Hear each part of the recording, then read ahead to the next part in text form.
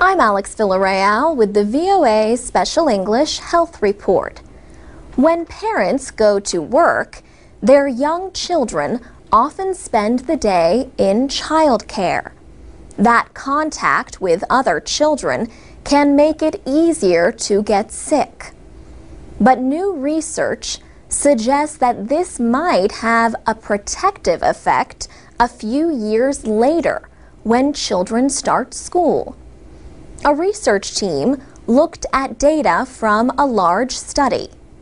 That study followed the health of a group of Canadian children for almost their first 10 years of life.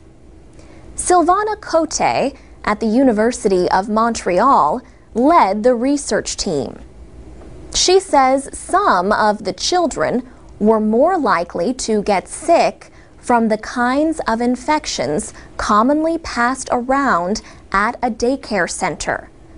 But she says these children were also more likely to avoid infections when they entered elementary school a few years later. Silvana Cote says her study was not really designed to explain why children who started daycare early with many other children had fewer infections later. But she says there is a non-medical reason why getting sick early might be better. It reduces the risk of having to stay home from school. She says missing school when children are starting to learn to read or write may cause more problems than missing daycare days. The research appears in the Archives of Pediatric and Adolescent Medicine, a journal of the American Medical Association. Some diseases can be prevented by vaccines. In December, the World Health Organization launched the first vaccine ever developed for Africa. The vaccine is designed to provide 10 years of low-cost protection against meningococcal A. This bacterial form of meningitis can cause brain damage and death.